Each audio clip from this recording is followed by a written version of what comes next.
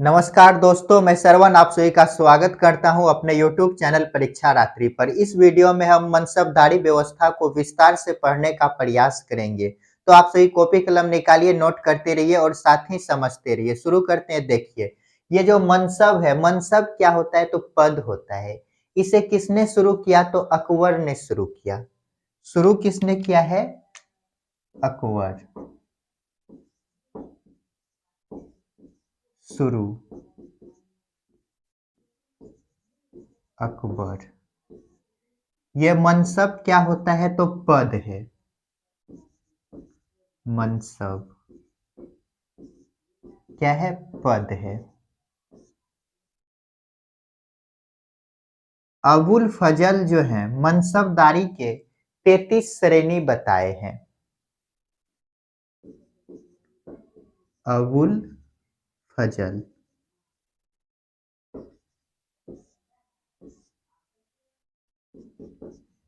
मनसब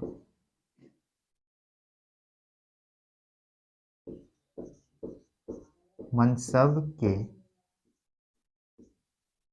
33 श्रेणी बताए हैं। श्रेणी बताए हैं। और देखिए, 1593 एडी में अकबर जो है ये मनसब को 2 भागों में बांटा। अकबर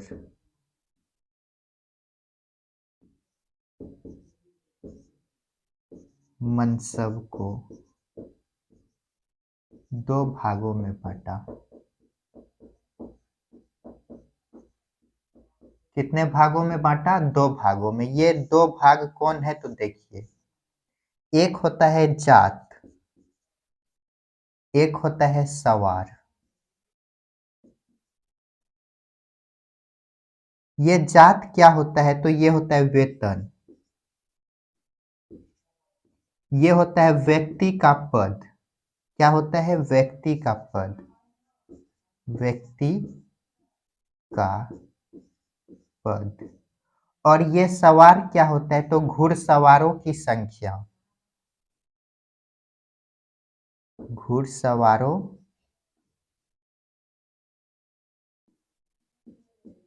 घुड़सवारों की संख्या।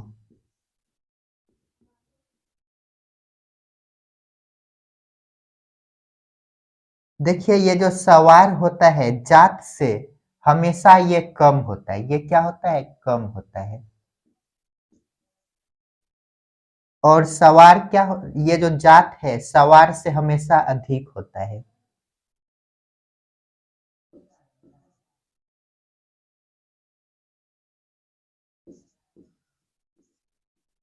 ये क्या होगा? हमेशा अधिक होगा। तो इस लाइन को यहाँ पर एक पॉइंट में लिख देते हैं। क्या होता है? जात सवार से हमेशा अधिक होता है। जात सवार से हमेशा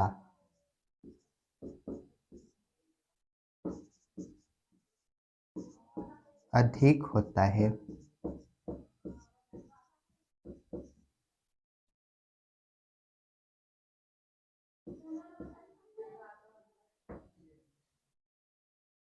तो देखिए, यहाँ तक एक बार समझते हैं। ये मनसबदारी व्यवस्था किसने शुरू किया? तो अकबर ने शुरू किया। और ये अकबर किससे सीखा था? इस पॉइंट को भी लिख देते हैं।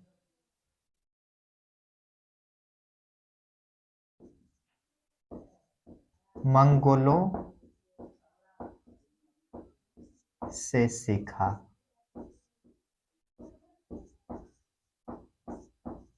था। इस पॉइंट को भी याद रखिएगा। तो इसको एक बार हम रिकॉल करते हैं। देखिए, क्या देख रहे हैं? मनसबदारी व्यवस्था इसको शुरू किसने किया? अकबर ने। और अकबर ये मनसबदारी व्यवस्था को कहाँ से सीखा? तो ये मंगोलों से सीखा था। कहाँ से सीखा था? मंगोलों से। ये मनसब क्या होता है? तो यह एक पद है। क्या है? पद है। अबुल फजल जो है, अबुल फजल के अनुसार यह मनसब के कितने पद हैं? तो 33 श्रेणी बताए। कितने श्रेणी बताए हैं? 33 श्रेणी बताए हैं। और 1593 में अकबर ने मनसब को 2 भागों में बाँटा। कैसे बाँटा? तो जात और सवार में बाँटा। जात क्या होता है? तो जात को ही वेतन कहा जाता है। ये व्यक्ति का पद होता है। और सवार, सवार क्या होता है? तो घुड़सवारों की संख्या। क्या होता है? घुड़सवारों की संख्या। ये जो सवार होता है जात से हमेशा क्या होगा? कम होगा। तो इस पॉइंट को यहाँ पर लिखे हैं, जात सवार से हमेशा कम। जात जो है कि सवार से हमेशा अधिक होगा और सवार जो है जात से हमेशा कम होगा, है ना? कम। तो इनको नोट कीजिए। अब आगे देखते हैं। तो चलिए इसको मिटाते हैं। अब आगे हम देखते हैं।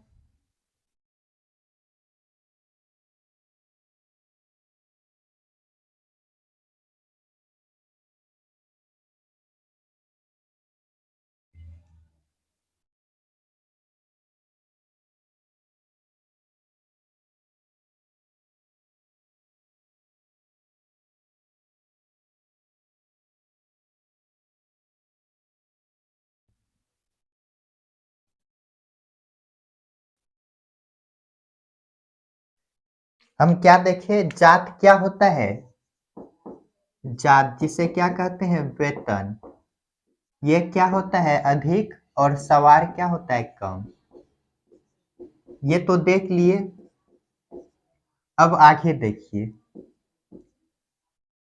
ये जो मनसब होता है 10 से कम किसी को भी नहीं दिया जाता है। तो इस पॉइंट को लिखते हैं, 10 से कम मनसब प्रदान नहीं किया जाता था। प्रदान नहीं किया जाता था।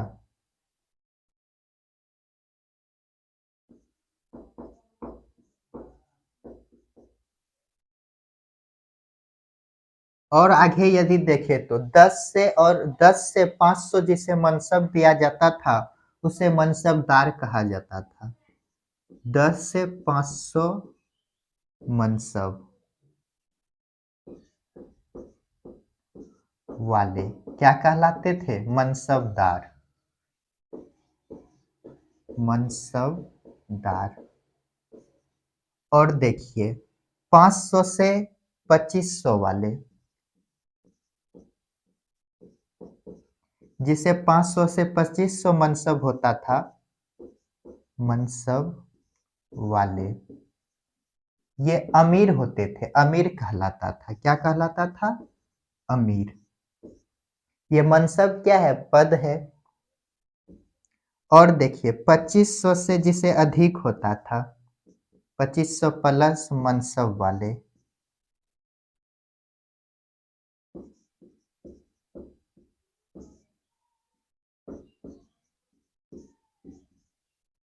ये क्या कहलाएगा? अमीर ए उम्दा। अमीर ए उम्दा। तो अब आप सभी को समझ में आ गया होगा, जब शिवाजी औरंगजेब के दरबार में जाते हैं तो उसे क्यों बैठने के लिए कहता है? क्योंकि उसके पास मनसब क्या होता है? कम होता है। जिसके पास अधिक मनसब होता है वो आगे बैठते थे। यही रीजन है। तो देखिए यहाँ तक देखते हैं एक बार। हम पहला पॉइंट क्या लिखे हैं? जात जिसे क्या कहते हैं? वेतन, जो क्या होता है? हमेशा अधिक होता है सवार से। 10 से कम मनसब किसी को भी नहीं दिया जाता था। मनसब प्रदान नहीं किया जाता था। किसी भी व्यक्ति को 10 से कम मनसब नहीं दिया जाता था। और 10 से 500 मनसब वाले को क्या कहा गया है? मनसबदार।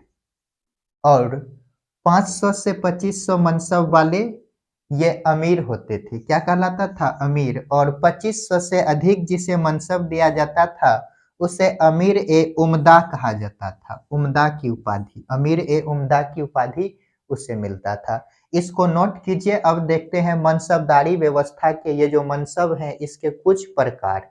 जल्दी से इनको नोट कीजिए। तो चलिए इसको मिटाते हैं, अब आगे देखते हैं।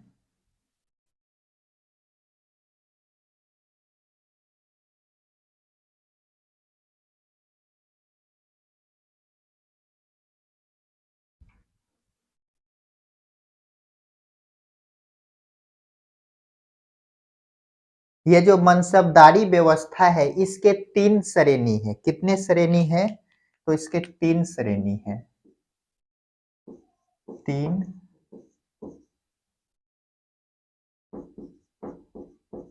श्रेणियां।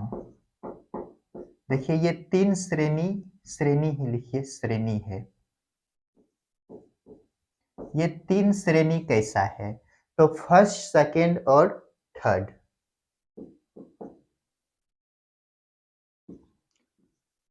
प्रथम श्रेणी। ये जो प्रथम श्रेणी होता था इसमें जात और सवार दोनों बराबर होते थे। जात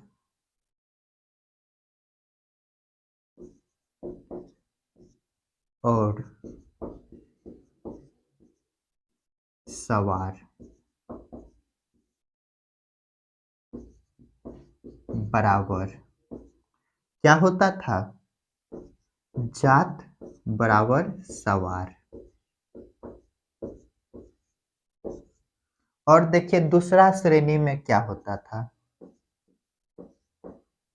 द्वितीय श्रेणी। ये जो द्वितीय श्रेणी है इसमें सवार जो होता है जात से आधा से अधिक होता था। सवार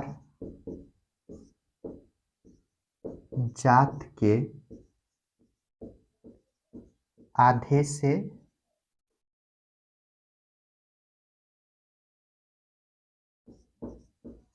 अधिक। देखिए इसको ऐसे समझिए,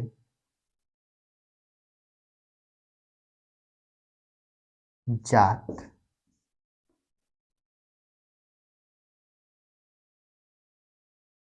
और इधर लिखते हैं सवार। जात मान लेते हैं 5,000 है। कितना है? 5,000। तो सवार कितना होगा? तो इसका आधा करेंगे 2500। इससे क्या होगा? अधिक होगा, प्लस।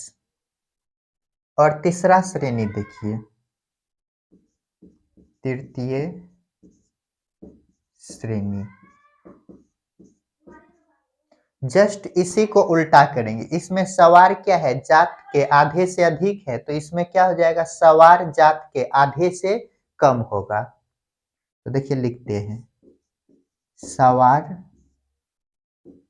जात के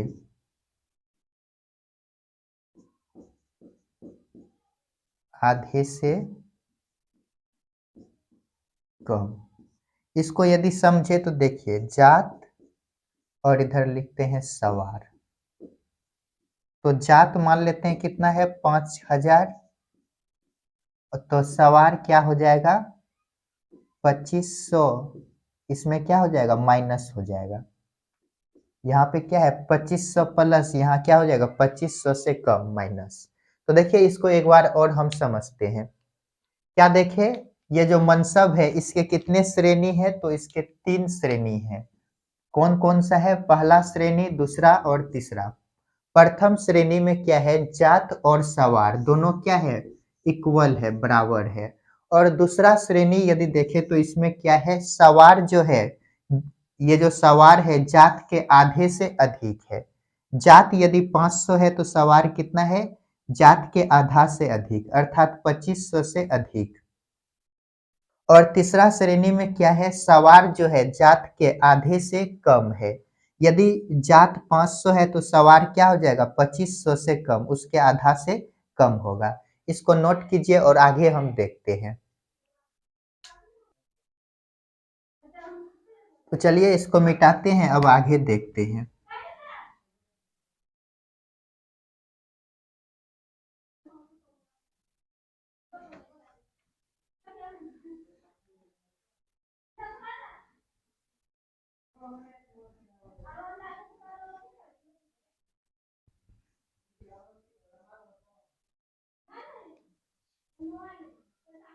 देखिए, मनसबदारी व्यवस्था को किसने शुरू किया?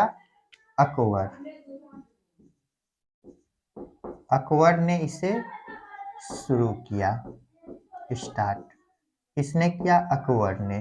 अब देखिए, दो अस्फा और तीन अस्फा जहांगीर ने शुरू किया। जहांगीर क्या शुरू किया? दो अस्फा और तीन अस्फा। दो अस्फा और तीन अस्फा। दो अस्फा क्या है? दो गुना घोड़ा। क्या है? दो गुना घोड़ा। और तीन अस्फा का मतलब क्या है? तिगुना घोड़ा। तिगुना घोड़ा। ये है दो गुना घोड़ा और ये है तिगुना घोड़ा, तीन गुना घोड़ा। ये किसने शुरू किया? तो जहांगीर ने। तो अकबर ने मनसबदारी व्यवस्था और जहांगीर के द्वारा दो अस्फा और तीन अस्फा शुरू किया गया। दो अस्फा का मतलब क्या है? दो गुना घोड़ा। और तीन अस्फा का मतलब क्या है? तीन गुना घोड़ा। तो जल्दी से इनको नोट कीजिए। तो दोस्तों, आज के लिए इतना ही। मिलते हैं नेक्स्ट क्लास में, जिसमें हम जमींदारी व्यवस्था के बारे में जानने का प्रयास करेंगे। मुगल कालीन जमींदारी व्यवस्था कैसा था उसको जानेंगे, या नहीं तो हम एक नया चैप्टर शेरशाह सूरी को शुरू करेंगे, उसके बाद इसको पढ़ेंगे। इन दोनों में से कोई और पढ़ेंगे कल। उसके बाद जो है कि 1 जनवरी के 2024 आने वाला है, उसमें हम जो है कि मॉडर्न हिस्ट्री स्टार्ट अप करेंगे। तो जिसको मॉडर्न हिस्ट्री पढ़ना है उसे आप सभी शेयर कर दीजिएगा, ताकि उन सभी को भी लाभ हो सके। तो मिलते हैं नेक्स्ट क्लास में।